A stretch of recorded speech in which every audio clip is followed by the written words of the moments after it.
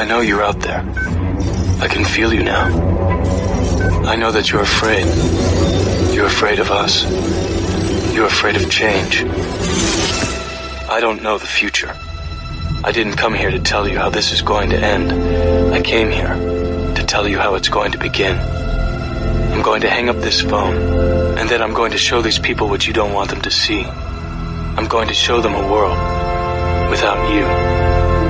A world without rules and controls, without borders or boundaries. A world where anything is possible. Where we go from there is a choice I leave to you.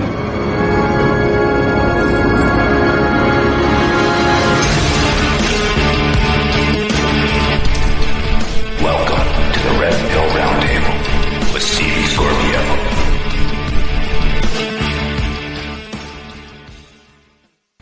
All right, welcome to the Red Pill Roundtable. It is July 8th, 2020. It is 12:04, and I am here with Scorpio and some friends, and apparently Starlink and Black Sky have just launched, and they're on their way up to put these satellites up there. How are you doing today, Scorpio? I'm doing good, man. This is going to be a good show. I'm looking forward to our little discussion with everybody. It should be cool. Mr. Rowe, how are you doing this morning? I'm present and accounted for. I am not. Did you have a good workout at the gym? I cut it short a little bit. I just ran for almost an hour. So, yeah, I made the blood flow. Nice. Okay, and the first of our guests, Laura Eisenhower. How are you doing today, sunshine? I'm doing well. How are you doing today? Pretty good. It is beautiful. My pot plants are growing, so I'm a happy girl today. It's Mr. Bassett. Steven, how are you doing today? I am nicely quarantined and ready to address all issues. Okay. Well, I've got one that I think is kind of a funny one, and we're going to start with a clip right off the hop, and then we'll discuss this clip. So here we go. I'd go to the moon in a nanosecond. The problem is we don't have the technology to do that anymore. We used to, but we destroyed that technology, and it's a painful process to build it back again. But going to Mars should be one of the next series of steps that humans do. The first step should be going back to the moon for a number of technical reasons and exploration reasons, and then after that, Mars, maybe a high orbit in Venus atmosphere, maybe going to Europa. There's all kinds of targets to go to, places of interest in our solar system. The only limit to human future is in our own imaginations. All right. So what do you guys think about that? Let's start with Steven. Steven? Well, first of all, where is that coming from? Who is saying that? What's the source? Actually, it was a gentleman from NASA. The clip is on YouTube. I have a program that changes the video into an MP3, but it is up there. I can send you the link later on if you like. No, just in the context. It's right. Essentially, it's saying that human beings, after several billion years of evolution, have achieved the ability to travel into space, explore the solar system, which we've been doing, and we fully intend to keep doing. It's one of the reasons why I feel fortunate to have been born into this particular time. I saw on television a man walk on the moon. This is fantastic. It was, and these things, the exploration of the solar system is one of the consummate achievements of the human race, in spite of all the awful things that humans do collectively and individually. We were able to do that, and we're still doing that, which is a clear example that we are in a very special time, a different time, and as a result, other extraordinary things are happening. So it's, for me, growing up, science fiction, space program, things like that, my family lived near the space port in Florida for years. I I worked up at the NASA at the Kennedy Center for a couple of summers as an intern. Worked on the pad where the Apollo was launched. So I had a little bit of a close up there. It's part of what incites me and interests me. Very nice. And it also is one of the reasons why extraterrestrials are engaging us now. And engaging us in a far more intense and increasingly implicative way. So, yeah, it's part of my thinking and worldview. Okay. And Laura, what do you think about that clip, the part where he mentions that we no longer have the technology to go to the moon? No longer have the technology. It just seems like we haven't even been disclosed the level of technology that we have to go beyond the moon. There's more happening than we can possibly imagine, and so the stories that we get are always covering up things like secret space programs, the fact that we've colonized other planets, that we have bases on the moon, that the moon's artificial, that it links to even artificial intelligence and the manipulation of humanity. So it's just not a full picture. Not the technology to go to the moon. I mean, there's teleportation technologies and all sorts of ways to, get to the moon.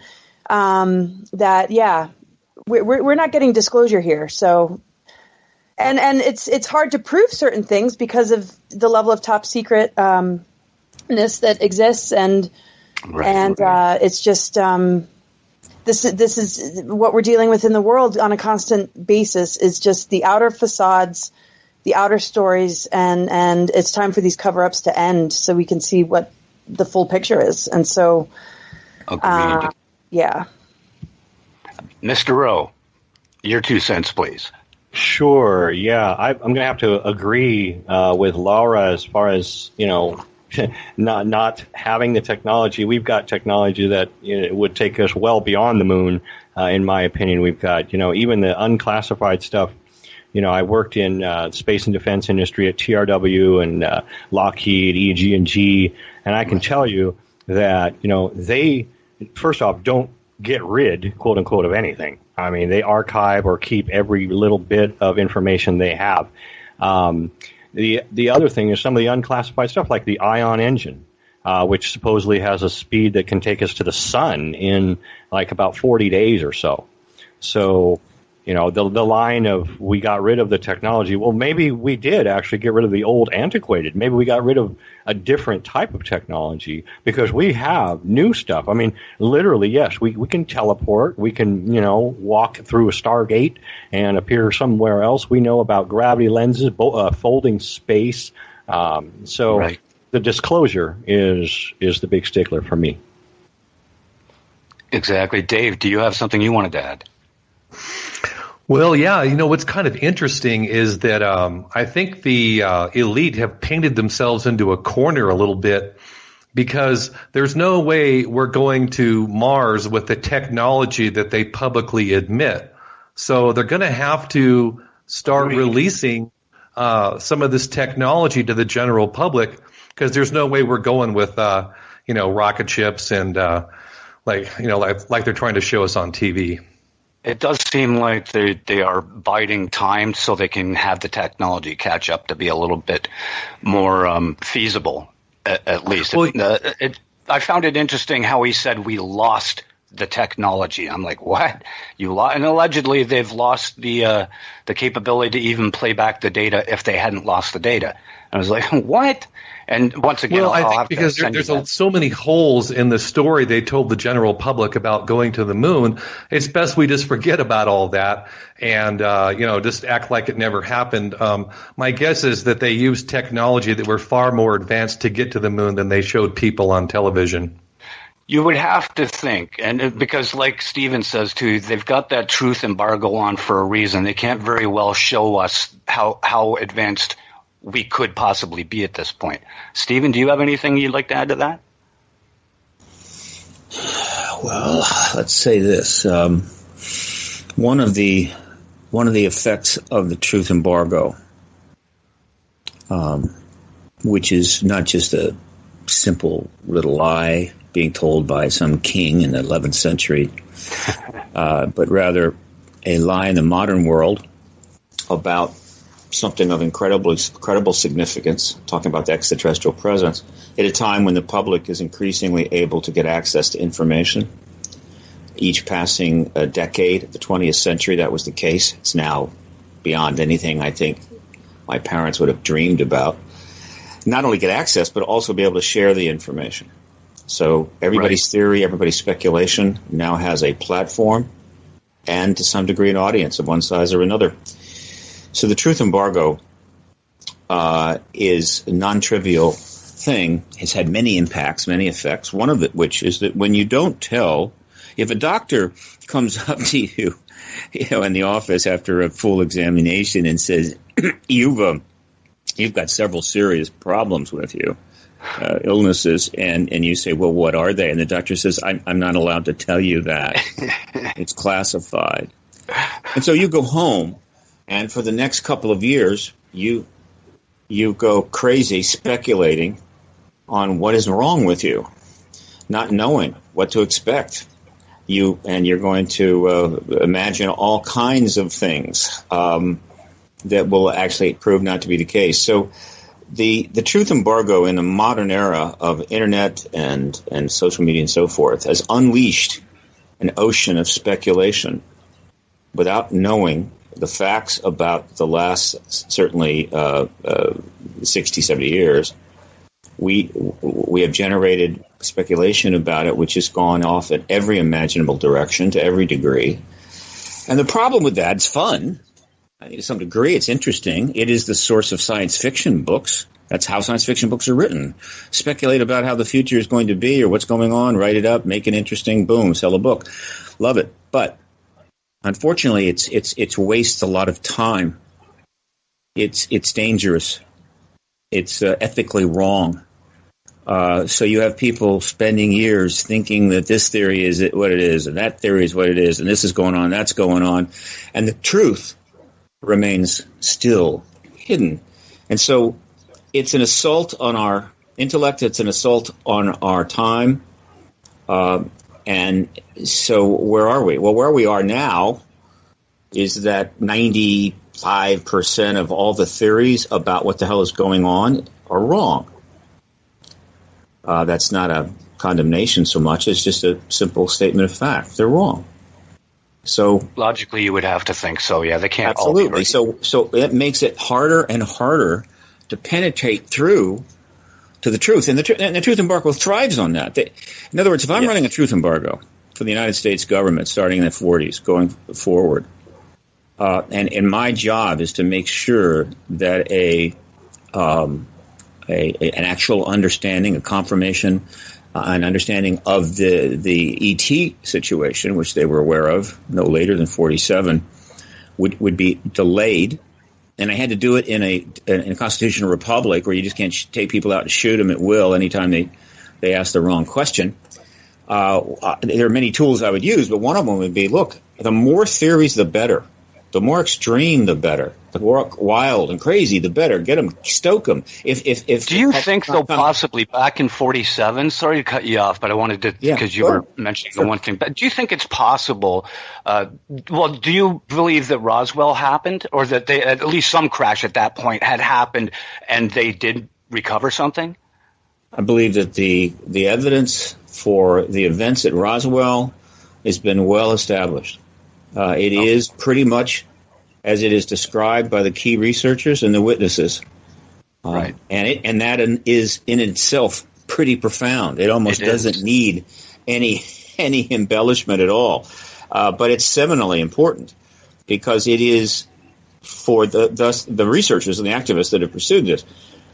We know as a sort of a ground state fact that the government knew no later than July of 47 of the ET presence. Now, it's possible, and there's a bit of evidence that some people in U.S. government knew about an ET presence prior to that, but it was not much.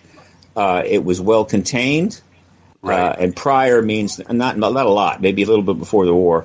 Cape Girardeau, maybe there was a crash there, something like that. But that doesn't matter because we know that no later than 47 July they knew, and so that's a point from which one can then start logically moving forward to try to understand not only the phenomena, which in itself is a challenge, but the government's handling of that phenomena, which is a real challenge, because the government not only is withheld the truth, it has gone to great lengths to muddy it, to bury it, to hide it. It's like Where's Waldo times 1,000. Actually, Laura, did you have something you wanted to add there, Laura? I saw you unmute your mic, and Dave. Oh, yeah. And first off, it's great to be here with you, Stephen. According to Phil Schneider, even the alien agenda, or just the presence of extraterrestrials, was known by the U.S. government as early as 1933.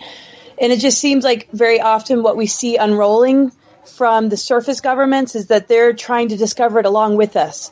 That they're still trying to figure out if they even exist, almost like playing along with this particular narrative and hiding so much and being curious about things like Roswell along with us.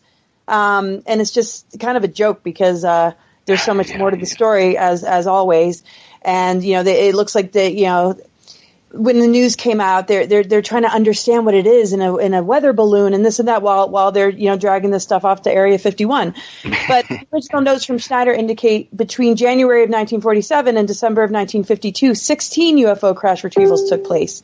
So that's way more than what we've even been told. So there's layer upon layer of false news, and then because of compartmentalism, and also because that's the strategy of how to maintain agendas, and where different beings are working with different factions or groups to achieve a certain agenda, and where there's a competing agenda that's, trying to steer the narrative and the battles that they must go through behind the scenes, it is based in all these, different, viewpoints, except for some of these organizations, which like the cabal are going to, own much of, the media and both sides of war, both sides of all sorts of things. But there are competing agendas within those circles as far as what information comes out, including, what type of disclosure the human race will experience. And so you can get like somebody who has,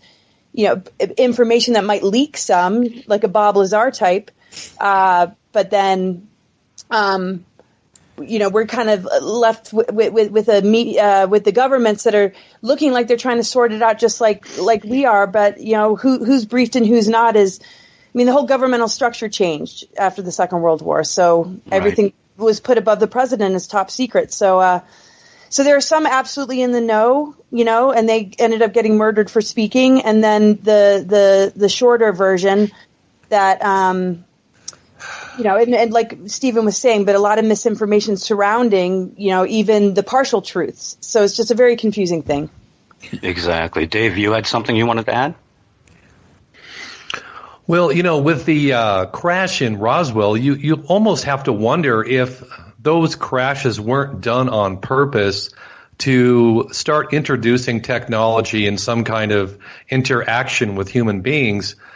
Given the advanced state of these craft, and if they were able to fly from other dimensions or other billions of miles away, it's hard to imagine that so many of these just crash by accident and that some of it isn't on purpose. I kind of wanted to pose a question to the roundtable in general here, because earlier we were talking about technology and the state of technology.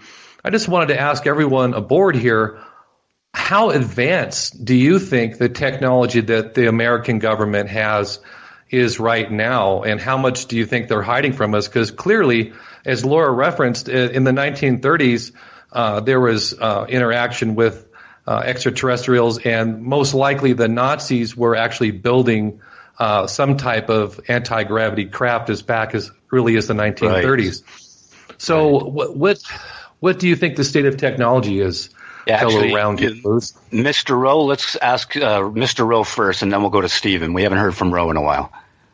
Yeah, real quick, just back on the previous comments about the UFO crash and subsequent recovery in Roswell. There was also in 1969 in Sverdlovsk in Russia a very similar recovery where they apparently recovered an alien body and technology as well. Some people think we might have gotten some basis of solid state technology from the Roswell crash. I find that, in my opinion, I think we should have more collaboration as the human species on this planet instead of compartmentalization. Whenever we, whatever government, whether it's U.S. government or the Russian government or even the Chinese government, China finds something, they tend to classify it and make it top secret, and it's not available to anything. They don't collaborate, at least not in the public view. So it'd be interesting to see that if there was a release and the common person was allowed to, let's say, go and take part in workshops or something, I think that the paradigm would exponentially advance to a more beneficial state, And as far as the level of technology, I have reason to believe that there are human beings on this planet that have technology that's literally thousands of years ahead of what we consider state of the art. I would believe that. Stephen, your opinion on that? My views on this are far more conservative. Right. And that's okay. That's okay. I know. Well, no, of course it's okay. Yeah, we're just here to discuss stuff. What I would say is this. Before the extraterrestrial presence is brought into the picture, the seminal event probably of the 20th century was the creation and testing and use of the atomic bomb. Oh, definitely. So that is in 45. Something seems to happen regarding the extraterrestrial agenda at that point, and then 47 begins, and we're off to the races. So if you put the ET issue aside, starting in 47, with essentially is when the clear path towards either a Cold War or a war, a hot war, a nuclear war. Mm-hmm. Or a, quote, Cold War, though they didn't know that. They didn't expect that. I think the people back then believed that there would be a third World War and it would be nuclear. We are now in a space that humans have never been before. They finally created a weapon that can actually destroy everything, and have a massive ideological divide between two huge nations, and they set about to build every bomb they can with the idea that we may have to destroy that other nation as a matter of self-defense. We are in the Cold War. This is something that is often dropped out of discussions about the ET issue and about the truth embargo and everything else. We took it for granted. We grew up, every one of us, our entire life has been spent during the Cold War. We've never known any other world other than that. And so we've lived our entire life knowing that somebody at some point could make a mistake or deliberately push a button, launch these nuclear weapons, and it's over. Whatever we thought we were going to do in our life is done. And the human race will be set back for a huge length of time. It is a Damocles sword hanging over every person's head in the world. At least, and the more you knew, the more that sword felt close. So that was the circumstance in which the ET issue now starts manifesting in 47. So regardless of whether ETs were here, we were going to develop a massive classified world, an intelligence world, a secret world. Right. Because one of the things we learned quite well in World War II, and certainly learned in all the wars of all of history, is that war is the art of deception, and intelligence and secrecy and so forth are critical to defeat the enemy. The enemy in this case was a nuclear power, Soviet Union. And so we were going to classify everything and anything we felt necessary, and we had the license to do it under the National Security Act. And so we were going to have this world, regardless of ETs, where anything that was involving national defense, particularly technology, was going to be withheld. So whatever they developed, they weren't going to announce it in the New York Times. Oh, we have a weapon that will outdo the Soviet Union, front page. No. So that was a given. But On top of that, the extraterrestrial presence now goes to another level in starting in early 47, takes off, and sightings and crash events, putting technology in our hands, ET bodies, maybe, and live ETs, I believe, in our hands. What other nations had this? It's not clear. Soviet Union may have had crash vehicles, may have had similar tech. We don't know for sure, but certainly we did. And obviously it was going to be classified. Anything that was ET related was going to be classified because it obviously had potential implications on the, quote, Cold War. And so that is the circumstance that develops from 47 on. So yes, 70 years later, we've got a massive intelligence world with huge amounts of classified files, people, programs. We have technology that's classified, and on and on and on.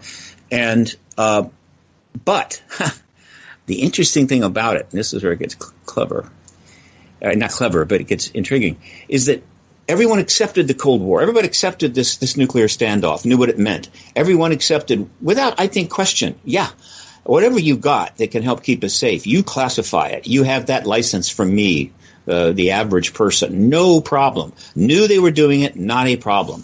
The ET issue was different. The ET issue was not like that. As the evidence mounted that we had this extraterrestrial presence, it was harder. It was much harder for an increasing number of people to go, oh, okay, yeah, ETs are here. You want to keep that classified too? Certainly, who knows what's going on? No, we weren't. People just weren't willing to go with that. And so, over the years, what you saw from 47 on was an increasing movement. We'll call it a disclosure process of the public putting demands on the government for the information regarding the extraterrestrials, not the information regarding our nuclear weapons program. There was virtually none of that. You can't find it. Some committee being formed in Congress. We have to know the truth about what our nuclear weapons can do. No, not at all. And so the ET issue ultimately became the door in which, if we were going to start to get to the bottom of just how much had been withheld from us, that we could go through. The only door available to us. And it has been the principal pressure put on this national security state to start reforming, start providing information. In other words, their attitude is classify everything. Our attitude would be classify only that was absolutely essential to national security. And so there's a huge gap there. And so that is the dynamic tension going on. But in the absence of fundamental disclosure, at least the ET presence, with absent reform of the national security state, the public has essentially taken upon itself to speculate as to what they have or don't have and can do. And those speculations just naturally grow over time. And so a base on the moon becomes 10 bases on the moon. 10 bases on the moon becomes bases on Venus. Bases on Venus becomes interstellar ships traveling to stars. It grows and grows and grows. I get it. But I can't go there. My job and the fundamental role of the disclosure process is not to try to figure out, in spite of the truth embargo, in spite of all of the obfuscation, what is going on? What happened here? Who knew this? What program do they have? It's impossible. My job is simple: to open that door that will allow millions of people to, in time, get information that actually describes the truth of what they know. And that door is disclosure.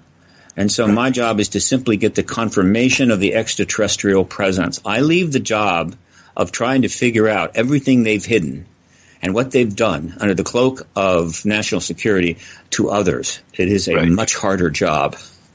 Right, because you're an actual lobbyist, and you've got to keep things provable, documented proof that you can bring up. Otherwise, it tends to mess with your credibility. So I totally get what you're saying. So, but please indulge us when we do speculate from time to time. I'm not saying I'm not indulging. I'm simply saying that that's how I have to view it. Exactly. So, and I'm really a political activist. I'm a disclosure activist. Lobbying is something you can't even do now. But I mean, I'm a registrar. So what? I mean, I'm a disclosure activist or a exopolitical activist, and the fundamental issue of which I'm addressing, and a few others is the disclosure event, obtaining that event. So, yeah, I have to operate within a much more tame reality, and that's by necessity. But it's also my view. In other words, I have a scientific perspective on things. I don't go to somewhere unless the evidence is compelling. And if I speculate, I try to stay close enough to what we know so the speculation may have some use. Exactly. And that's just the way I operate. But others can go where they will, and that's fine. That's great. Okay, and let's see. I just had a brain fart. Dave, do you have a question you want to ask somebody? I just had a brain fart on a good question. Well, I wanted to get Laura's input on the state of technology, because I think she has some very interesting viewpoints. Oh, cool. Yeah. I mean, there's been an ET presence from the very beginning, and technologies put in place so long ago that we are literally dealing with advanced technologies that we don't realize are running our reality. And that connects with the global grid systems, things like the Nephilim reversal grid, the Niberian diodic crystal, and also just these mass biological and mind control devices that have existed well beyond the technology of implanting, physical chips into humans. So, this connects with abductions by the Greys and are also an impending application of such electronic devices by one world order government to the population. So this sort of information comes from Global Grid Systems and Mass Mind Control by Noel Huntley, who has a PhD, and he talks about how brain signatures radiated by government HARP and Gwen towers are relatively superficial compared with ancient existing global grid systems, which actually can be used for manipulating the evolution of all life on the planet, including the planet's evolution itself. So that's where we are looking at, the engineering of artificial timelines. So when we talk about advanced technologies, we have to understand that the reality we were born into has advanced technologies that are basically steering us on a trajectory that we wouldn't want to go. But it requires us being mind controlled in order for it to work, because it siphons our energy and harvests our energy to battery up these artificial timelines. Right. And so this is what we're seeing in the world today. So those are those advanced technologies. And then we have, the ET government, treaties and those exchanges, which happened way before Eisenhower. But that, when one searches the internet, they're going to see him as the one that made the deal.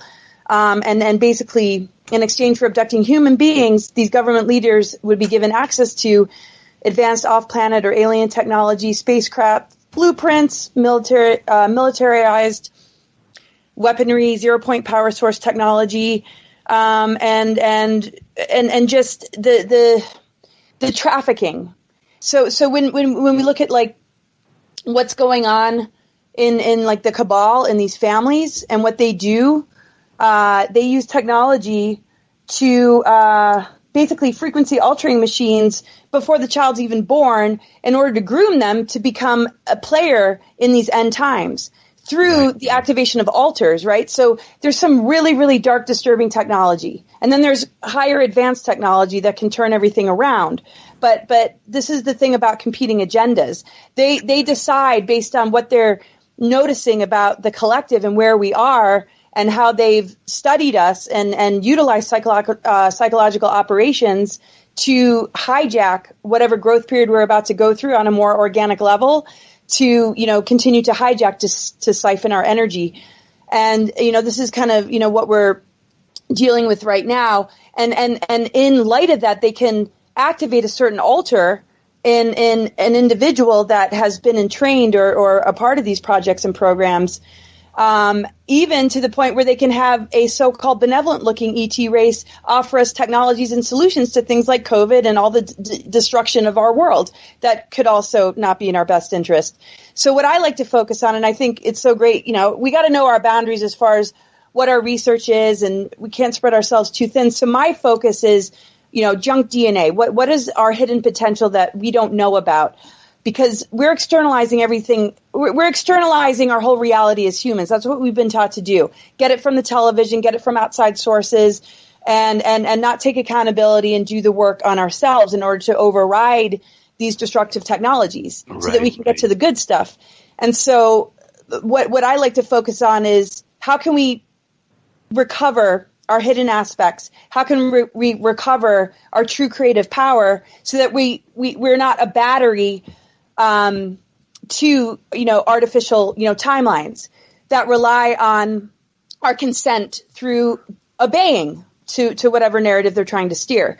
So those kind of hidden technologies that are advanced have been in place for a really, really long time. And then the ET part of it got hidden. And then it just looks like, we as humans are like, oh, is there life out there? When they've been steering things and, working with their hybrids and creating breeding programs and doing all sorts of things behind the scenes since day one. Because there's so much more galactic history than before we came to this Earth, and galactic wars that are still being played out, and competing agendas where humans are the prize. So most of these advanced technologies are to basically compromise us. And if we don't recognize the degree to which this is happening, we're going to constantly be played, be potentially, harvested and enslaved even more than we already are.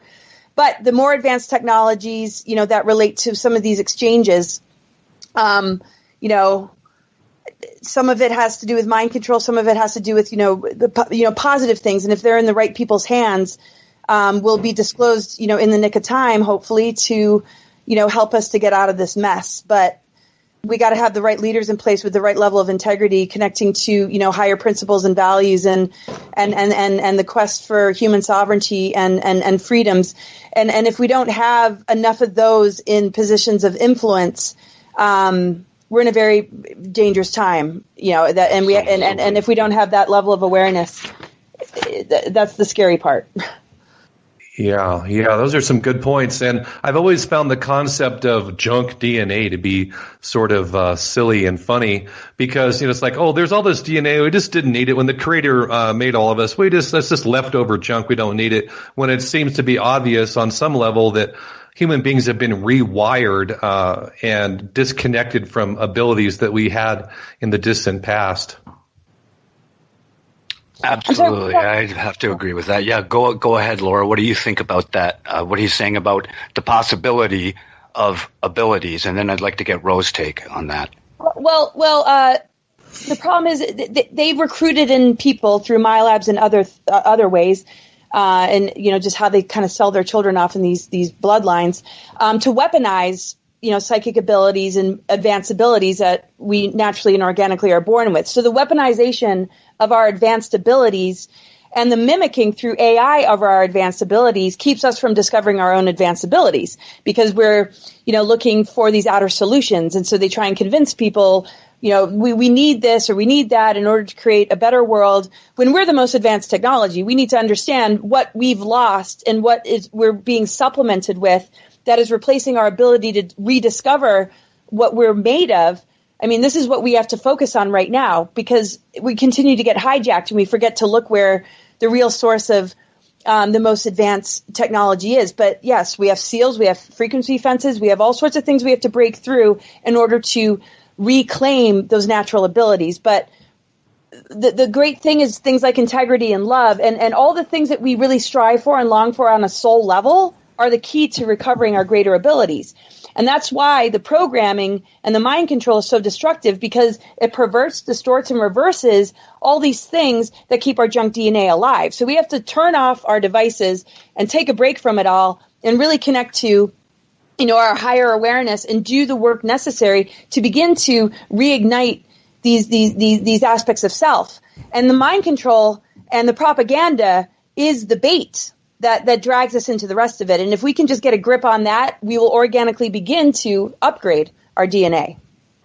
I believe that as well. It's funny, I was just thinking about my pot plants. The other day, one of them got burned.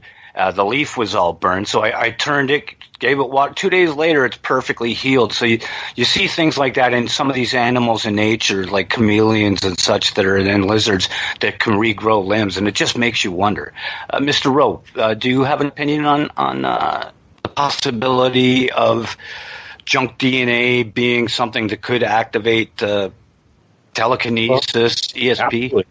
Absolutely. I mean, to kind of rewind a little bit, yeah, the human beings or surface dwellers are under constant assault from various vectors. Like Laura mentioned, the Nephilim reversal grids.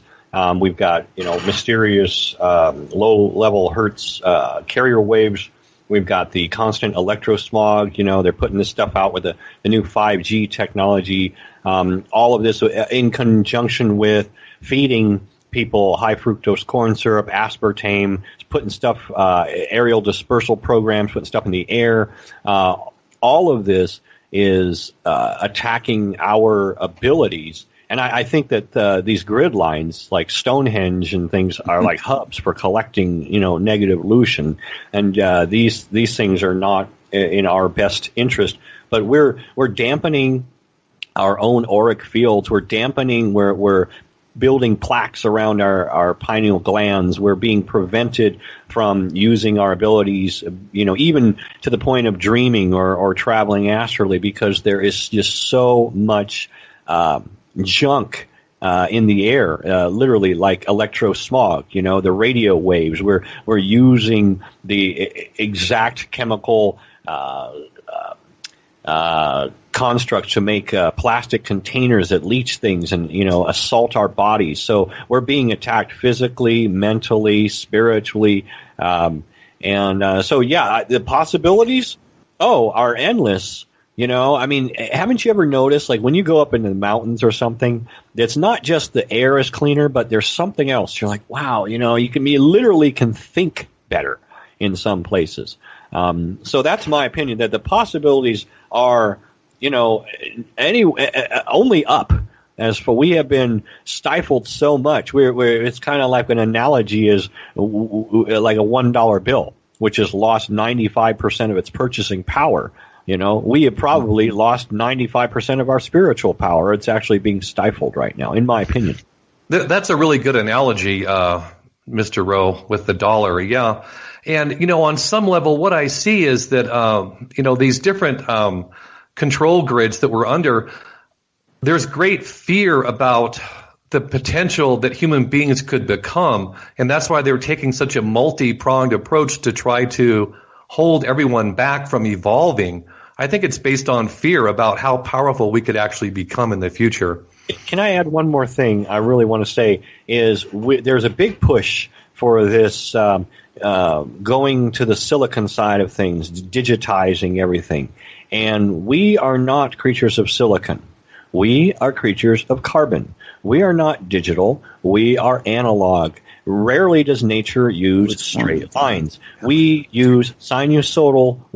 That is our affinity. I do not think that this transhumanism melding into a digital component with the computer is healthy or compatible. I totally agree. And what it's going to do is destroy the connection to spirit and bring us onto a completely foreign path to human beings. And isn't it interesting how we're always being lectured about the dangers of carbon? Yeah. And I think that there is actually in my opinion, some sort of very ancient rivalry between, I'm not talking about ascended machines, but some sort of silicon-based entities that are from another dimension that are trying to bleed over into ours and pull us. They were trying to meld with us, but they want to make it look like we have to, become like the machines. There's this sort of transhumanistic agenda. And remember the rule of inversion. In this reality, the people that are running the show right now like to invert things a lot. Back to you.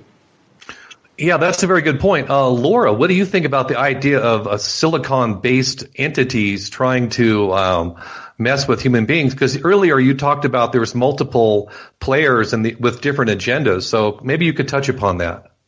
Well, there is the silicate matrix and the crystalline that eventually through a lot of shifts and changes of recovering our dormant DNA that we begin to, move into a more advanced state. But as far as what the us being assimilated into AI, you're talking about, there's that version, but it's like what you guys are saying. I mean, a lot of these agreements are based in, enslaving humans in order to feed this AI, in order to create, this syntheticness, in order to modify us, which they've done with beings, and that's why they're grays and tall whites. I mean, they weren't always those beings. I mean, we're dealing with watching humans slowly be modified into a different form that lose reproductive capacity and everything else in order for them to possess those bodies and create that hive mind thing in order to do, So we're seeing so many different time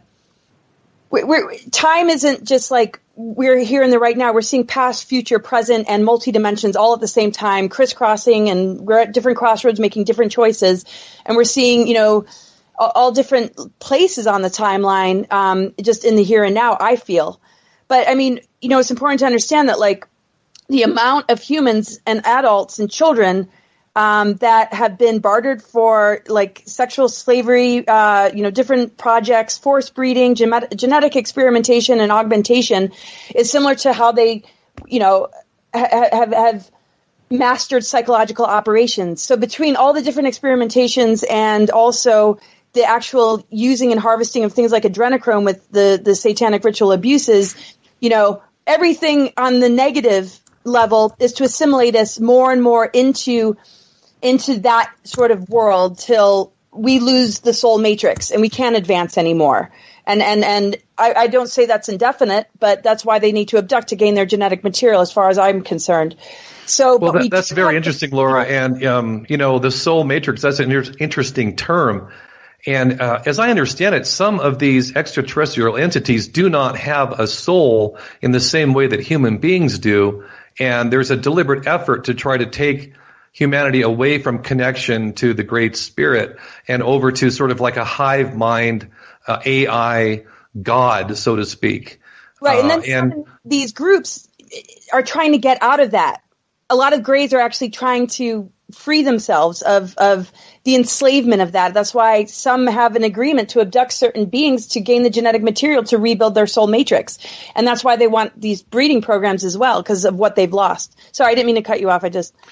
No, that's very interesting. Mr. Rowe, what do you think about this, the different players that are involved in what kind of connection they may have or not have to spirit or a soul? Well, I believe that there are multiple species, if you will, of soul or spirit that even, like if you look at any species of animal in the terrestrial world, cats or dogs or whatnot, you see that there are many types. There are many different variations, or many variations of trees. Well, they're all trees. Even with human beings, in my opinion, I think that the life, spirit, soul within might be different from the next one. That, that there are countless types of entities out there from a myriad of different bubble realities that are next door. You just blew my mind, Ro. Continue. Yeah, that's very interesting, man. There's going to be bleed over. So, so the agendas of folks might be different. As far as we know, there could be incarnations of Arcturians that are here just to observe, or incarnations of folks that we've never even heard of that are human from outward appearances. But I think we all on the call and many listeners agree that the human form is not our base form. It doesn't end when you pass on, and before you are conceived, you exist in a different form, in some sort of state of energy or auric form of some sort. Yes, that's very interesting, Mr. Rowe. Stephen Bassett, what are your thoughts on the different, potential alien races that are involved with humanity right now and the Earth? My thoughts on the potential what regarding them? I'm sorry. Well, no, just what players do you see that are involved with human beings right now? Who are the main players that you see as extraterrestrials right now? I like the interesting use the word players. In this giant game that we're all in. Yeah, game players. Look, as far as I know, everything we know about extraterrestrials specifically comes from one source, and that's contactees. Government is not revealing anything, and the ETs don't just, I think, come on down and hang out for discussions at universities. So it comes from contactees. The contact reports is a very large number. I think it's at least 500,000, and it could be 1 million reports that have been sent in. I say reports, meaning emails, letters, whatever, been sent to researchers by people who wanted their story to be known, with or without their name, and certainly with almost no chance of fame or money. That's a lot of reports, and hundreds and hundreds of them have been written up, studied, and published. And so we have I guess you could say a certain amount of data points there, which correspond in some cases. In other words, there's a certain number of data points that seem to correspond across a very large number of reports, and that's where my interest lies. That's where I tend to pay attention. And what have we learned from that? A few basic things. We've learned there's more than one type, you could say species, of ET here now engaging us. Two, that there seems to be some collaboration, because two or more of those types will turn up on the same ship or in the same event, which means there's undoubtedly some kind of cooperation. We've learned what they look like, because if you abduct or engage that many human beings, you're going to run across some artists who can draw and paint pretty well. And they have painted them from conscious memory in some cases from recovered memories through hypnosis. And those images have become well established. They're on the internet. You can go find them. The most famous, of course, is the Gray image, which seems to indicate, in my view, that the Greys are more commonly involved in the abduction phenomena. That image has now become iconic. It is on advertising all over the world. It's being used by big companies to sell products. That's notable, in my view. So we know that. We know what they do to contactees when they take them. Not necessarily everything that they do, but we know certain things that they do. And just the basic information there is remarkable, astounding, significant, without getting into any further elaborations. And I won't go into detail, but you know what I'm talking about. We're talking about genetic issues. We're talking about hybridization. We're talking about taking people and studying them in some form or fashion, also relating information to them through imagery. These things are common. We know that. And that's a lot. In and of itself, that is worth, several hundred PhD studies, thousands of books, without elaborating any further.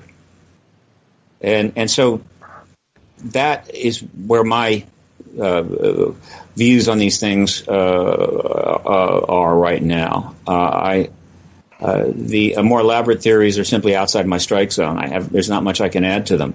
But just the fundamentals from the contactees is more than enough to require a full engagement of the human race of this issue. The contactees were almost all in the closet up until not recently, virtually unable to talk about it, unable to relate their experience. Oh, okay, Stephen, we're going to have to pick this up after the break. Guys, we're here with Laura Eisenhower and Stephen Bassett and Mr. Rowe. See you on the other side. Hello, and welcome back to the Red Pill Roundtable. I am Scorpio, here with my co-host, Stephen Crawford, and we're here with Mr. Rowe, Laura Eisenhower, and Stephen Bassett. And I must say, today we are getting quite a wide array of perspectives today on the roundtable. I'm finding it to be a very fascinating conversation. And I would like to try to remind people out there listening that we are 100% listener supported here on Revolution Radio.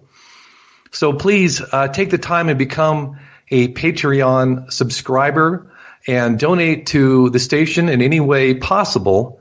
And also don't forget to tell friends that you know that might enjoy listening to this kind of information, because word of mouth advertising really is the best. So back to the roundtable. Laura, I wanted to ask you a question in particular before this second hour slips away from us. I guess it was your great-grandfather gave one of the most, probably one of the most famous speeches of the 20th century on the military-industrial complex and warning about its dangers and implications of it for the American people and for freedom.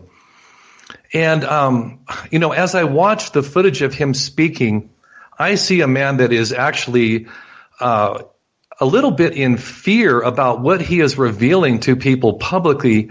You can see the trepidation. And I was wondering if you had any, stories or inside perspectives from the family about what, his motivations were behind that speech and how it impacted him personally. Oh, yeah. Gosh. Well, I've been an observer. It's hard to have, it's sometimes hard to have the real in-depth conversations. But there have been, some that I've definitely, paid attention to. I mean, things like the fact that he had 8 heart attacks. He was really, stressing out. He was really not knowing what to do. But there was no talk about UFOs or extraterrestrials. Those are the kind of things I brought to the table and brought to the conversations. And the subject kind of would be changed, but it didn't seem like coming from a dark place. It seemed, okay, I was super young at the time. And then they just saw me kind of branch off and do my own sort of, research and rabbit holing and whatever you want to call it. And then my own experiences with the Mars recruitment stuff.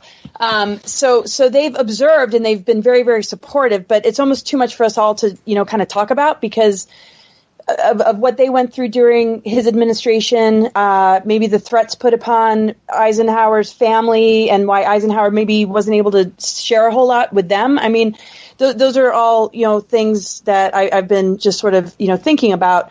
But the level of support that's there for the work that I do is where, it's obvious that, they appreciate this level of disclosure because everybody knows that these rumors are attached to Eisenhower, and nobody can deny that there is, this greater connection. But what was very clear is the level of, stress he was under.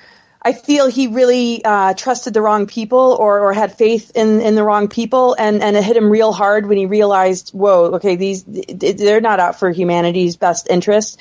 I think he started to realize, okay, the Second World War wasn't really won.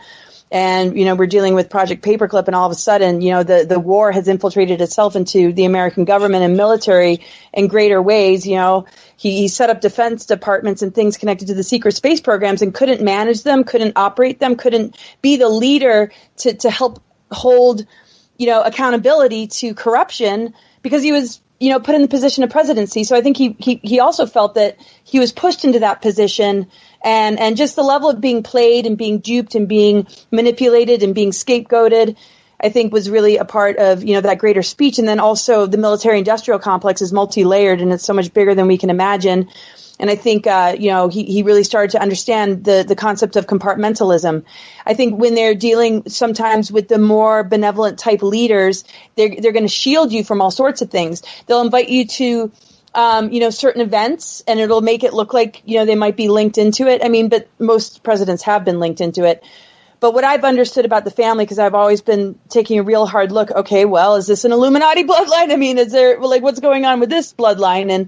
And it really, what I've learned a lot about is just, his roots growing up on a farm, just his real intent, the fact that he was kind of recruited in a similar way that I was recruited to go off planet, to go to Mars, which, was something set up in his administration connected to Alternative 3, and some of these are not considered real. So his warning had to do with just planting seeds. That's all he could really do, because as we saw, a lot of people got murdered, and there were laws put in place in 1947 to make this more top secret than anything else.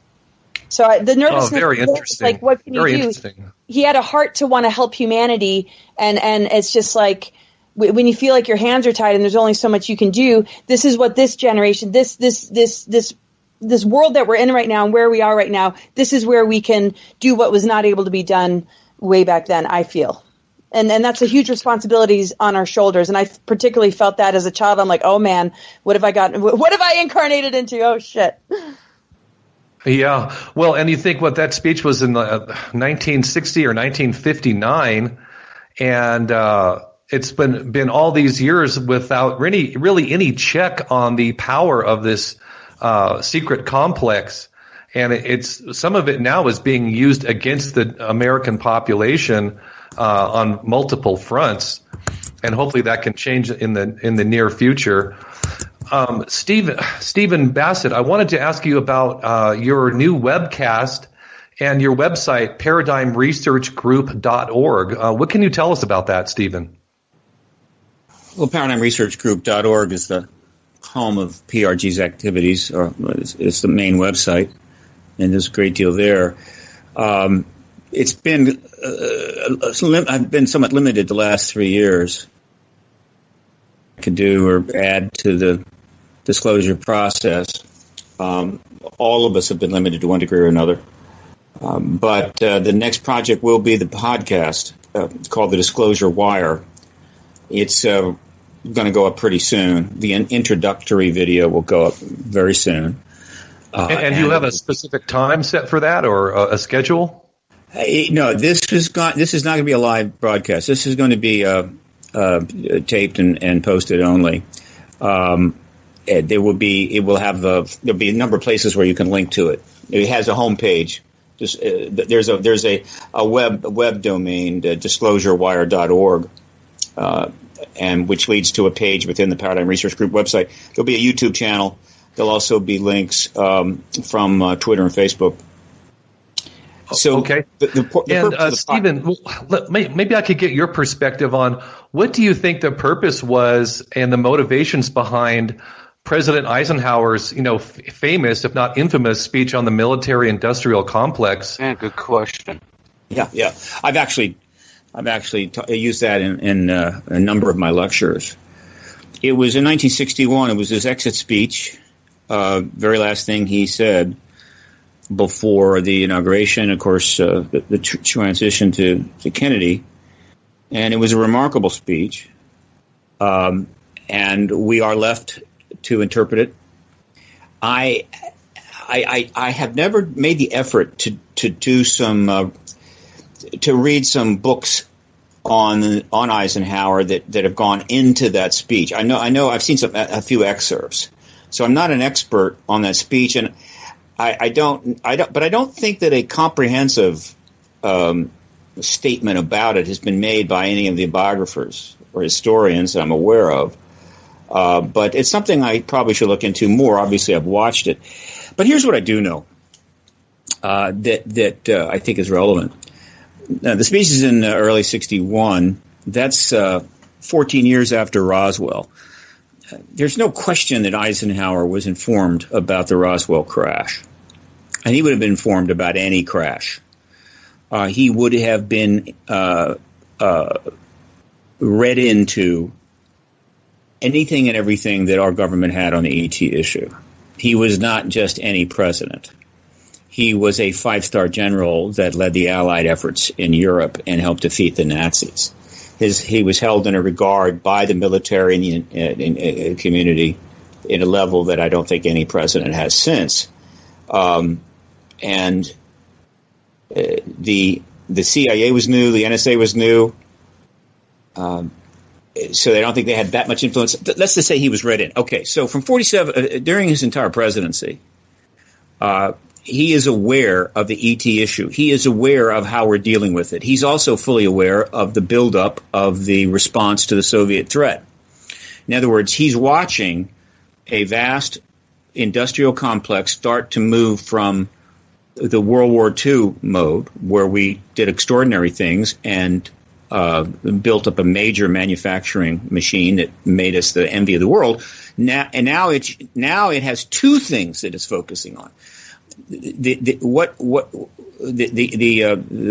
Soviet threat and the ET issue, which I'm sure was viewed as a threat. I mean, and there's no question that, in my view, that he was being told about the ET issue in the context of a potential threat. There's no reason that it would have been anything else, and under the circumstances would have been appropriate. And so Eisenhower, unable to speak publicly about it, is learning over his administration that we have a potential existential threat from the Soviet Union, an annihilating nuclear war, and we have a potential threat from ETs with technology that would make the Soviets look like children. And we know much less about that than we know about the Soviets. We don't have any operatives within the ET world, sending back intelligence. And that's what he's facing. He knows this, and he knows that a dual threat like that, much of which is completely contained within classification, is a basis for which the industrial complex could go hog wild. In other words, no amount of money would be too much to defend ourselves against the Soviet and the ET threat. And he's seeing this come together, and he sees what it means for our democratic republic or our representative republic. But there's not a thing he can say about it, and there's nothing he can do about it, except give us a somewhat sly warning. By the way, in the speech, it was originally supposed to be the military congressional complex, but he was persuaded to not do that because it would have offended Congress and not helped the relationship between the White House and Congress, so he changed the military industrial complex. It should have been called the Military Intelligence Industrial Complex, MIIC, still the same name, MIC, because that's what it was. And so this is this moment in time where somebody on incredible gravitas and importance gave us a warning that was treated with casualness initially, grew with importance over time, but we're starting to realize that he did what he could to let us know something extraordinary was going on that was going to affect every aspect of our world and our society, and certainly the relationships in our governments. And he did what he could. Yes, that's true. And Steve, yes, Stephen, and I see, when you watch the footage, I see a man choosing his words very, very carefully and knowing the absolute dangers of what he's trying to reveal and even talk about publicly, which had never been done before that time, at least not on such a grand scale. Yeah, Mr. Rule, could we get your input here about this speech and what its implications are for us today? Let's be clear. If Eisenhower wanted to, he could have called a press conference after he left the White House and revealed, because he felt it was in the interest of the world, and simply revealed what he knew about the ET presence. And the whole thing would have blown sky high right then. And we would have been in the post-disclosure world. He could have done that. He's not the only president that could have done that. Well, why do you think he didn't do that? Because of all the people that would understand that well, let me put it this way. He understood that national security and how you maintain it and what it takes to defend the country as well as anybody. And he would have known that it would have been a massive breach of security. It would have undermined trust in the government to learn, say, in 1962 that they've been sitting on the ET issue for 15 years. It would have simply not been in the interest of the country and of all people. Dwight David Eisenhower was not going to violate those certain fundamentals that could threaten national security. He wasn't going to do it. There have been presidents. No, I agree, and I think he very well could have ended up dead as the result of such actions, and I think he very well understood that, given the trepidation he shows during the speech. I'm sure he didn't fear death. I'm sure he didn't fear death at all. Well, a lot of people believe that the Kennedy assassination had some ties to disclosure and hidden technology. So I don't know. You could be right, though. Maybe.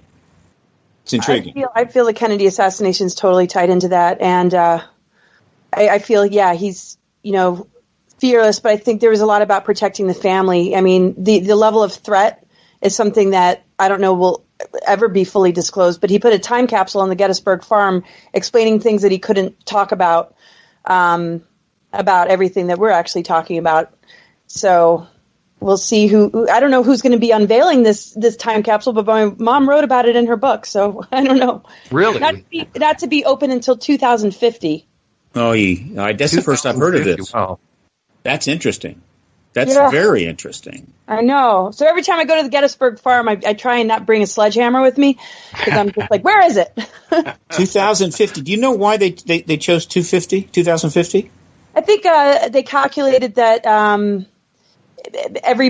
the grandchildren would be at a certain age where I don't know. I mean, something maybe connected to the descendants and what the inheritance of this information is, but somebody like me is going to, get as much information as I possibly can.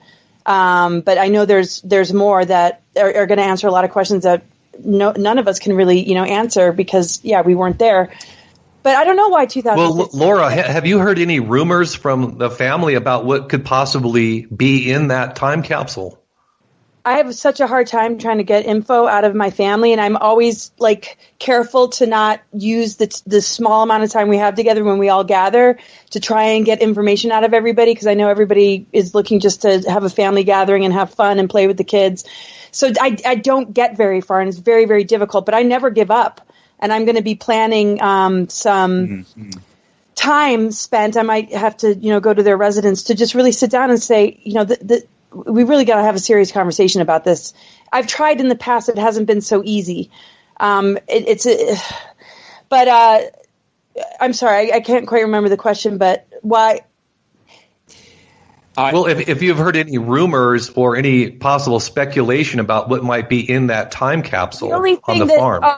No, not really. I mean, to me, it's information about the the Rockefeller, some of the people that were surrounding him that he realized were the deep state cabal, and that the Second World War wasn't what he thought it was, that he was a general for, and that there was a lot of individuals being played to fight this war, not realizing that there's something that actually funds both sides and that actually creates the false flag of war. I mean, that's devastating. So it could be Watergate important.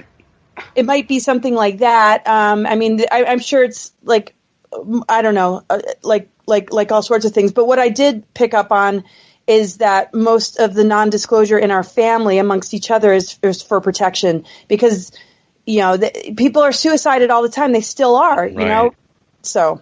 That's a good point. The family would have been a factor in that. I can't imagine that I don't think he could have imagined how screwed up things would be circa 2020. How dangerous things have become in the nature of the world, and let's put it this way: I think a case could be made to maybe dig that up sooner. I'm going to look into that, and that'd be something to pursue. I mean, absolutely, and I know that he's still working closely on some level, and I don't know how much validity there is to the Valiant Thor story, but I mean, he was showing up when I was a kid, and people have picked up on okay, he's working with you and others, and he's trying to send messages and inspire breakthroughs and epiphanies about what needs to be done right here and right now, because we do definitely have support from the other side. But there might be some breakthrough now that we brought a voice to it that will help us to access that sooner rather than later. That whole thing kind of freaked me out about Valiant Thor and what to think about that. He's allegedly from Venus. But if Venus is so close to the sun, how could we possibly live on that? Right? It would have to be an underground civilization, you would think. It is. If there is one, it would, inner Earth. Nothing on the surface of Venus now. So, Mr. Rowe, sorry, I totally brain farted. Are you still sticking around? What do you think of all of this? I think it's fascinating, and I'm just sitting here taking it all in. Yeah, I can't wait to find. I'm hoping I'm still alive when that box is opened. If so, keep me on your Skype or whatever it is by then, Laura, so you can fill me in if you're allowed to, unless they'll kill me for finding out.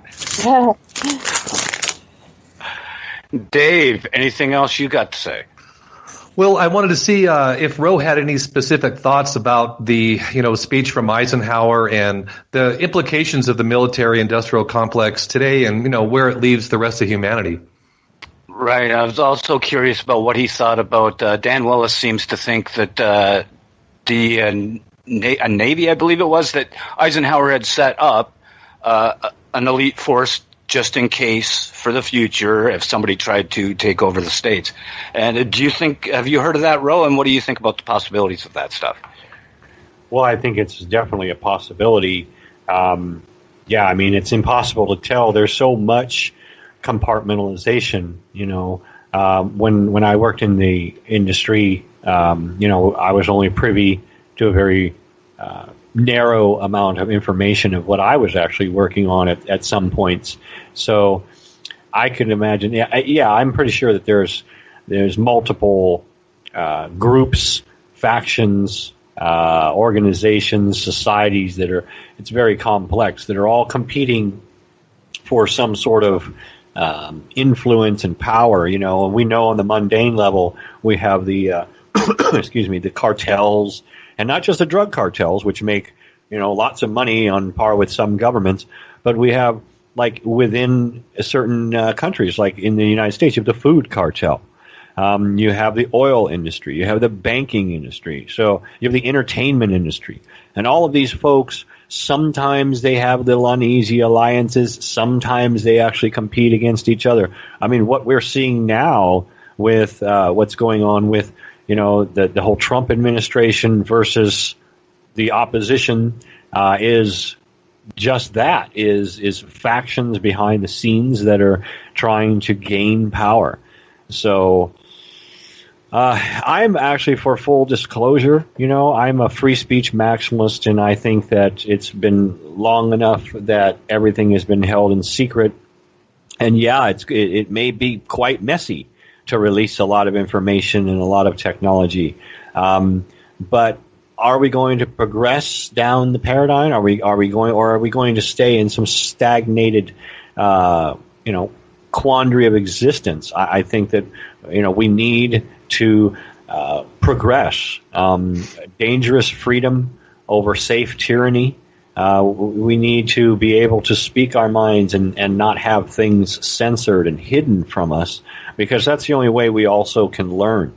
So that's just my opinion on it. Absolutely. Oh, that's fantastic. Okay, Free speech Maximus. I like that. That's a good one. And then look at everybody masked. I mean, if we don't hurry up and get full disclosure, I mean, they're compromising our freedoms more and more every day, and it's like we're in a race against time right now. Oh, absolutely. And it's when you see what's going, I think a lot more people have woken up, though. All of this, the riots and just the virus and everything is starting to make people realize, people that were in the middle, it's starting to toss them a little farther our way when it comes to some of this quote unquote conspiracy stuff, especially the stuff like your MK Ultra and your Roswell, and the stuff that is, in my opinion, documented. Some of it really is, and then there's the people who say, "Oh, well, that's not proof." But I mean, come on, especially Roswell. I think, like Steven said, that's been thoroughly investigated enough, and most of us here know Stanton Friedman. He was the first civilian investigator on the scene, and I trust his investigating skills, if nothing else. Dave, do you have something else to add there, brother? Well, we've just touched upon the topic of disclosure, and I wondered if we could maybe get some input from all the panel members. What they think the future of disclosure is, and is it going to happen anytime in the near future? Maybe Mr. Rowe could start with that one. Well, sure. I think that the most practical line to proceed with disclosure would be first to start releasing some patents. You don't have to say, "Oh, look, we got this from aliens or non-human technology, whatever." Just We just have harder roundtables, and I can fucking release the technology, release the patents, and allow the common person to work with this. I had an idea where instead of setting up a stadium where we play sports, why not set up a big complex, a technology center where anybody could go to for free and just work on projects, whatever projects you want. All the tools are there. You have people that can teach you things, and it would be a sort of common man's think tank technology lab where we could, if you don't have anything to do, you want to go, throw the ball around, why not throw the molecular ball around or something? Go to learn a new skill.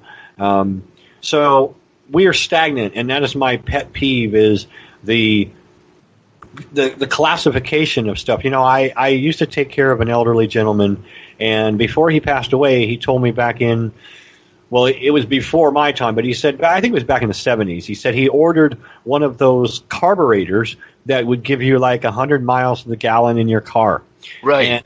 And he paid for it, and he got a letter from the U.S. government that said, we're giving you, here's a check, and it was cut from the government, so here's your money back, but this has been confiscated due to national security, sorry, and that was that.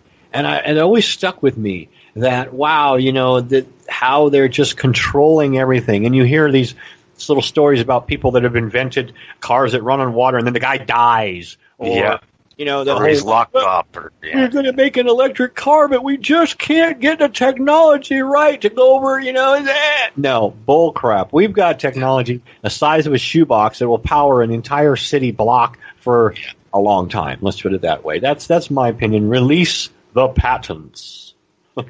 Yeah, there was a new some people that worked for an air conditioning company too broke away. I haven't tried the product, and I suppose it could be fake, but they built this new form of air conditioner that can cool off just about any room. It's like the size of a little small heater, and it's silent.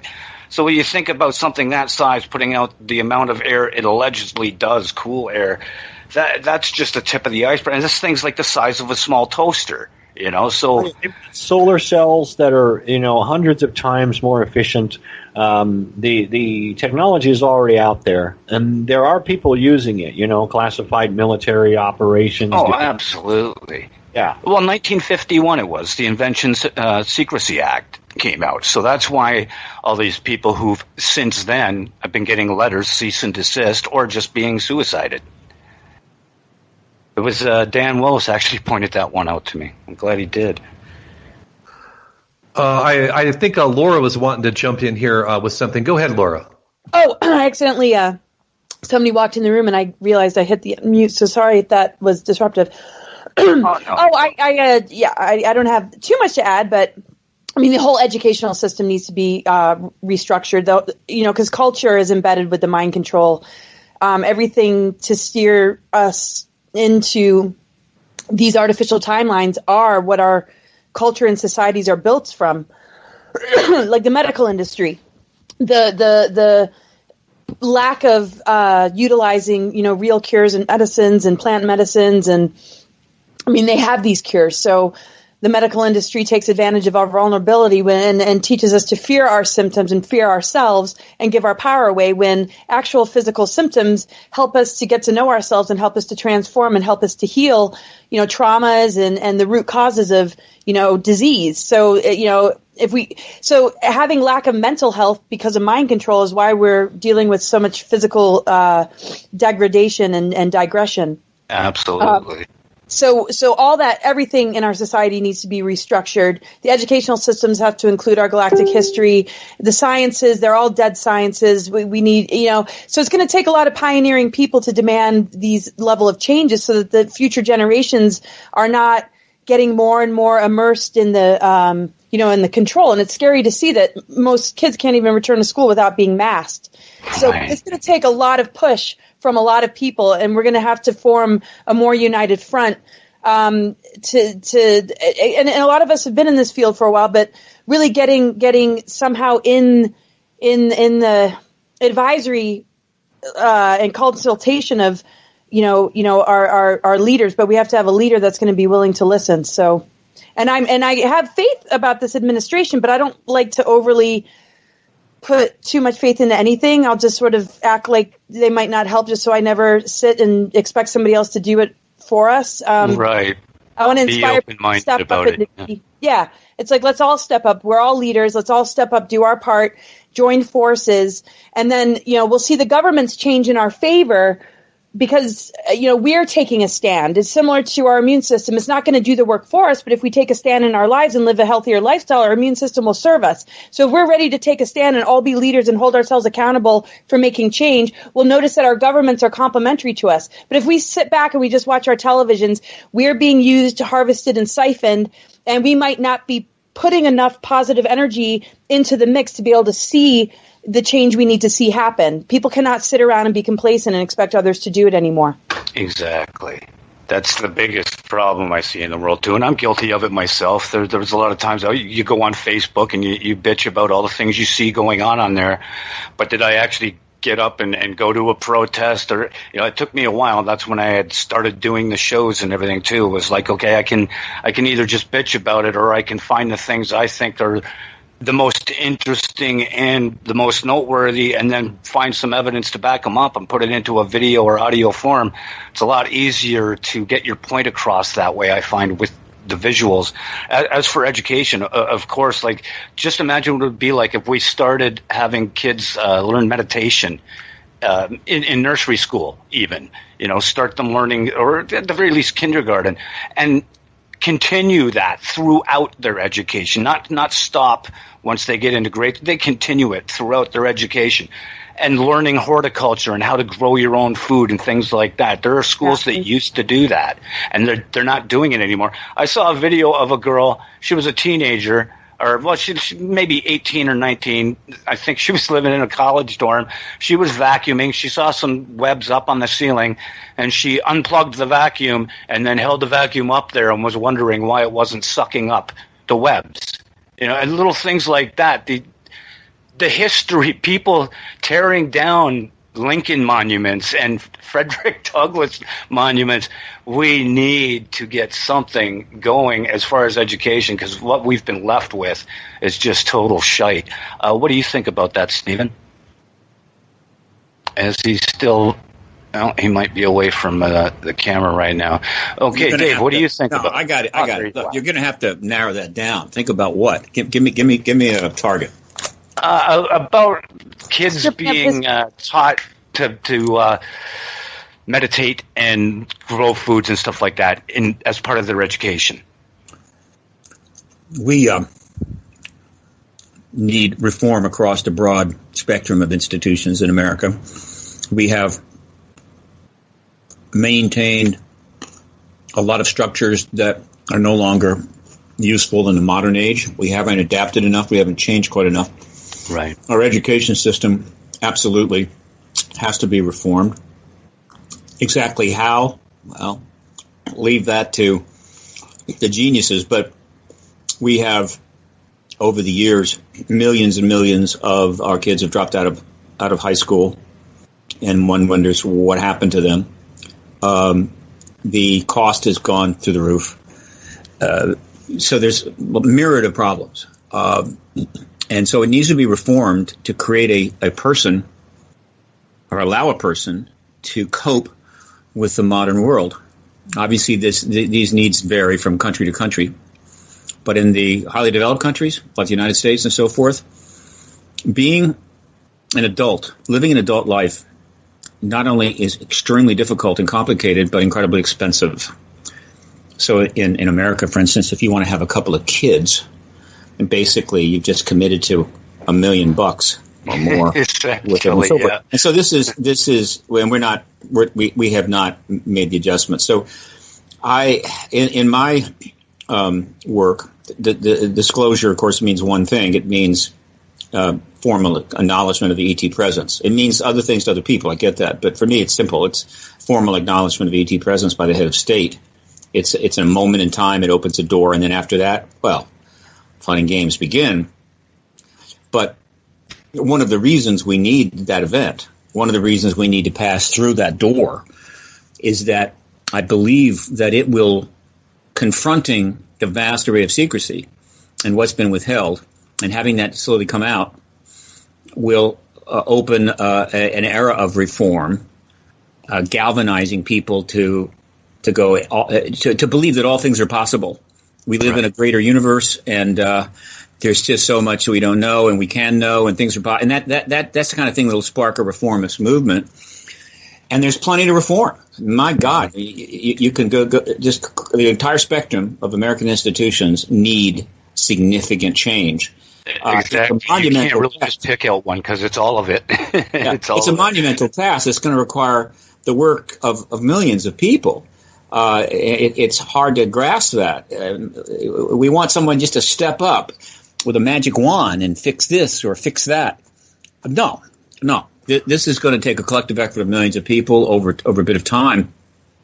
It's challenging, and I think throughout the millennia, you have had civilizations that have reached points like this, right, where they needed to have significant change, they needed to adapt in a major way, and they couldn't do it, and they're gone. Right. And so the question is, and you say, well, we can't be gone. Well, one of those things we need to reform is the geopolitical relationships and the nuclear arms situation. If we don't reform it, we're going to be gone too. We'll be gone pretty much like, Babylon and Egypt, and pick a civilization. We can take ourselves out. We're not invulnerable at all. I'm shocked we haven't taken ourselves out already. I wanted to bring in another host. This is William Grant, Bill, from the show Dreamer. How are you doing today, Bill? Hey, guys. Thank you very much. Thanks for the invite. And, I've got really major allergies and kind of sleep problem last night, so it's affecting me if it comes out at all. But I know these guys, so I had to join. I've known them in the past, and so I really wanted to say hello to both Laura. Actually, you guys can hear me, right? Because I get this weird Skype issue. Oh, yeah, you're loud and clear, Bill. Okay, good. So basically, I've always, about 7-8 years ago was the last time I saw both of these guys, Laura and Stephen. Stephen, you over people like Greer, I always favored you and your beliefs and your method and your much more, professionalism and more down to earth. And Laura, I love you. If you remember who I am, this is Bill Grant, and I really I wanted both of you guys on my shows over the years, but I had tons of Skype and computer and other issues, and a lot of things went to hell, and I kind of didn't want to go back to California unless I fixed my life and kind of proved myself more. And some people, I know I gave you some leads, Laura. I'm not sure about you, Stephen. Stephen, you probably won't remember me. Laura, you probably know who I am, but I used to bump into you a lot, Stephen, in many of the events, and I believe the last time I saw you was in Silicon Valley or something, when I was sort of a go-between between you and Doug. You weren't sure if you were going to have a little problem with Doug Dietrich at the small event Laurie and Fenton had, and so that was me, and I took the pictures. You asked me to take like one or two down out of Facebook because they weren't that good, and I did that. So I'm that guy. It's been a long time, so I don't expect anything. Oh no, your name sounds familiar. I'm sure if I saw your face, I'd instantly recognize you. Yeah, definitely. It was probably 8 years for you and me, Laura. Sorry about you and Doc, man. I loved you both, and good luck with your kids and everything too. Oh, I'm happily married. So, I'm now, but thank you. Oh, good, excellent. So, Bill, do you have a question that you wanted to pose to anyone on the panel? I don't have a question. What I have is I wanted to tell Laura, if I didn't tell her last, that I knew her grandfather's fishing partner and his special fishing hole spot. So, a couple little things came out of that. But Laura, as far as the time capsule thing, I've hinted on the years. there, I keep saying, put it in the time capsule, put it in the time capsule. That has a little bit to do with you, okay? And my involvement through my friends and your grandfather. But see, one of the problems with the alien... Grandfather, great-grandfather. I always mess that up. Sorry about that. It's okay. But one of the issues, to explain a little more what's going on with the aliens versus your great-grandfather is... See, the aliens, he knew, and my friends directly had those alien bodies you refer to, Laura, and then some. And one was in Rhode Island, actually a body in Rhode Island that they shuffled around to keep from being captured. So basically, what the issue had to do with the nukes. And if the aliens became good to their promise, if we just simply had free energy, then we would drop the nuclear program. And the nuclear program had to do with defending ourselves, not so much from the Soviets, but from the aliens themselves. So they wanted to make sure we had nuclear power plants for the purpose of refining the plutonium, etc., and to make sure we continue in those lines as well. So, but they made promises. Now, we were spying on them. Even though we were friends with the aliens more or less, we had a program, your great-grandfather and others had a program to keep spying on them secretly from them. So they couldn't tell the public because then the aliens would know, and they were monitoring them in every way they could, because they couldn't have a transfer to every single country on Earth because we have enemies.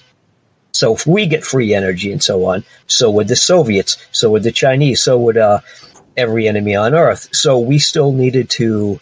There was a problem with governments versus religion and collapse of belief systems and everything else, as, Stephen Greer, you talk about often as well. But now we still have the problem extended into real life of government and insiders masking the real problem again. And I do have more to continue, but I know I'm taking up a lot of time. So thank you. Thank you for sharing that. Yeah, you're welcome. Okay, well, Giuseppe is aboard here on the roundtable, and Giuseppe is one of our newest hosts here on Revolution Radio. His show begins this Friday, 6 p.m. Eastern Time on Studio A. Giuseppe, what question do you have today for the roundtable, and welcome. Yes, fascinating discussion. Two heavy hitter guests. It's wonderful to see this quality on the network. My question is, I have a couple, but this is the one that popped in, is that, for 6,000 years, a majority of the human population has been pretty much treated as cattle and, struggle to survive. And what type of entity, be it extraterrestrial, extra-dimensional, who's actually enslaving us? That is interesting. Go ahead, Laura. Oh, okay. Who is enslaving us? Yeah. Well, who do you think is enslaving us?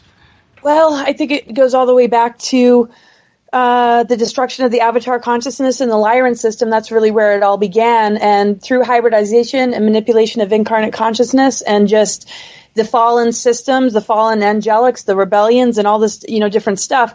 I mean, they've got reasons, though. I mean, because when we are connected to the Andromeda and Galactic Core, which we're actually connected to again, and that's what the Ascension Window is all about, we're dealing with, other things coming through, and there's factors that are just almost impossible to fully, recover.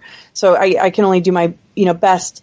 But so when we look at just all these different things that have taken place with the manipulation of, those that might be, service to others, or those that had been seeded with those that were service to self and that were just exploiting and using and trying to, separate people from true 0 point source energy, or whatever you want to call it, in order to become the creators, and the illusion of being the creator gods, that's the factions of the Anunnaki. Then we have the Demiurge, and then we have, the Draco Reptilians. And to me, some kind of portal must have been open to allow this warring race to come in. And I think that's because of a lot of the imbalance that started to, take place. It like attracted a parasitic warring race.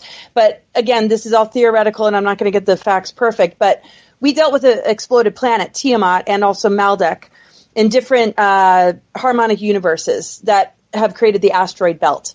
And so that level of trauma that took place, because planets have consciousness and we're connected to the consciousness of the planet as long as we're on it, fragmented us, traumatized us, put us in a place of, digression, amnesia, and that was easily taken advantage of. So I would say the, Anunnaki, factions of the Anunnaki who were more like refugees who lost their home planet, decided to begin to prey on us and take advantage of this. And then they began to align with the Draco reptilians that were already a bit of an issue. And those are beings that connect to AI. And they digress their DNA on purpose to remain controllers. So these fallen groups, in order to maintain control, compromise their DNA so that there would be no potential healing of their race lines, so that they wouldn't have souls incarnate that would actually heal the Illuminati from the inside out. They became very much like shielded and very territorial and concerned to make sure that their race would not be healed, so that the reptilians could continue to possess them. And that's why there's trauma-based mind control. So the enslavement has to do with becoming parasitic, losing connection to source due to rebellion initially. But then because the DNA was compromised, they ended up having to use us as a food source. And the only way to maintain us as a food source would mean to create a matrix structure that could constantly feed on us and harvest us. And so a lot of it is for their own survival and choices they made a long time ago. And of course they could heal it, but they've allowed things to be put in place like covenants and these dark technologies and just their agreements through kind of it's the kind of contracts one might see in like Hollywood of and blackmail too, to have these individuals owned in order to influence the structure of the matrix in order to keep us enslaved so that they could maintain power. And it's just, is there a conclusion to that? Does that even make much sense? It's like we have to look at it from the inside out though, or else we're not going to be able to heal. It's a negative ego construct. It's like if we look at ourselves as individuals, our negative ego can suppress our higher awareness. It can override our true divine template of balance and wholeness and our capacity to have a full strand, all our strands of DNA functioning. So our addiction to the matrix is what they seek to do, but ultimately we have the choice to cut those cords. So they're only enslaving us in order to have food, and we're allowing ourselves to be enslaved because we're buying into the distortion of what it means to be human. And so it's a very negative agreement. It's like, or we have to take responsibility for our part. It's similar to like being in a relationship with a narcissist. We got to break up with the system. We have to divorce it to begin to see, that enslavement is an illusion and something we partially consented to. Exactly. Okay, and we have another host joining us. This is Giuseppe from the District of Criminals. He has a new show starting on Friday here in Studio A at 6 p.m. Giuseppe, how you doing, buddy? Oh, I'm doing wonderfully. I also have a question for Stephen Bassett, which is, the whole SETI project, which is searching the skies for primitive radio waves, it seems to me to be a deception and a massive waste of time and money. Wouldn't it be better to search for some type of digital signal, or now that we're getting closer to understanding quantum communication, some type of quantum signal? Because any advanced race that could space travel isn't going to use radio waves. What are your thoughts on that? Well, the answer is yes and no. Yes, the SETI program was a diversion, a beard, a front, created at the same time the National Space Act in order to take some pressure off the government from a public that was increasingly aware that something was going on, E.T. reality, in other words, and for the government not to be doing anything with respect to the possibility of extraterrestrials would have looked awkward. And so they created SETI. It's one of the greatest scientific frauds of all time. It's an abomination. And I'll have more to say about that on my podcast soon enough. In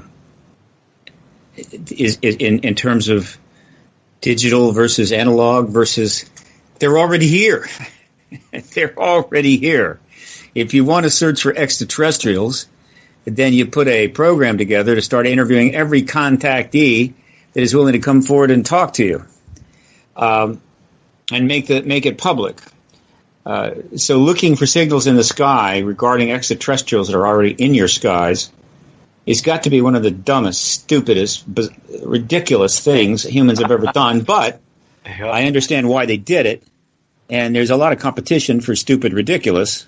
Yes, there is. But it was a waste of money and time, and the kind of thing, and a corruption of science by government that history is going to just eviscerate.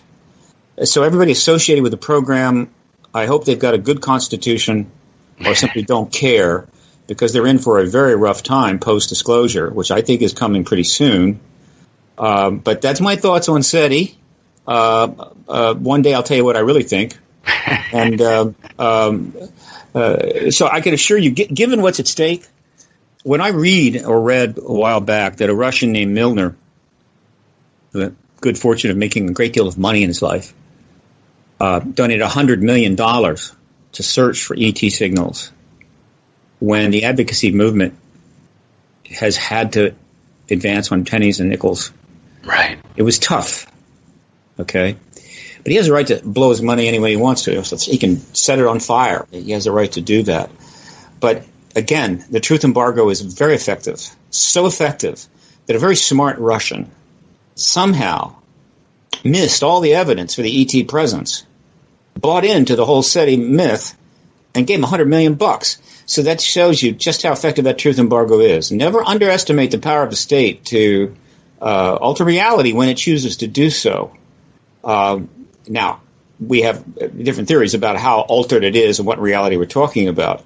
But just at the base level, they can do tremendous damage.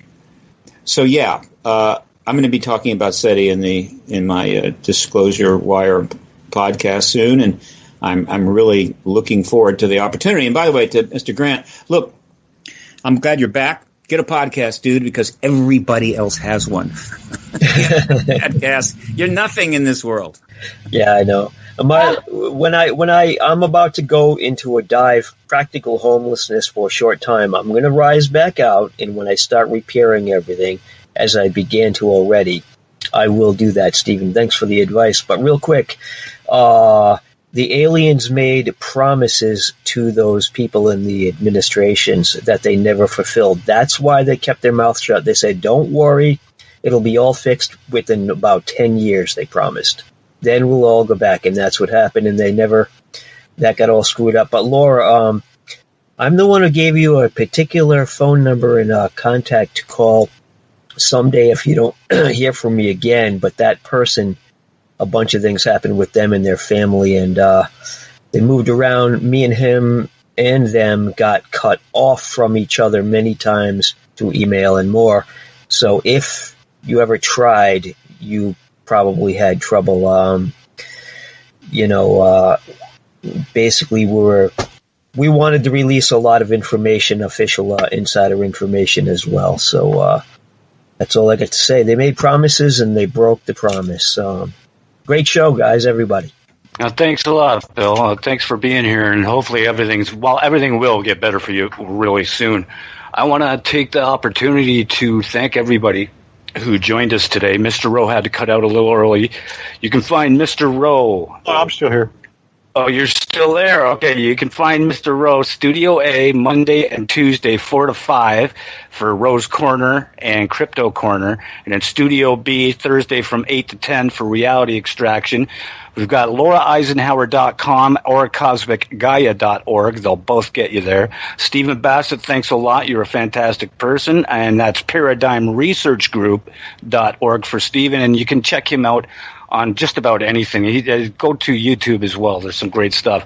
Thanks to Bill for joining, and Scorpio, you kick ass, buddy. Scorpio's show is Saturday from 2 to 4 Eastern. And people, make sure you realize we are 100% listener supported. So please click donation. Go to freedomslips.com or scroll down, become a patron. And it's just $5 a month. You get access to the archives, or you can go to the store, Zazzle.com, Zazzle.ca, and get yourself some merchandise so you're getting something for your money as well. Dave, you got a final thought? They're playing the music. I just wanted to thank everyone for coming on, and we had such a full spectrum of perspectives today. It was really, really good. Thanks to everybody. All right. See you guys next Wednesday. Red Pill Roundtable.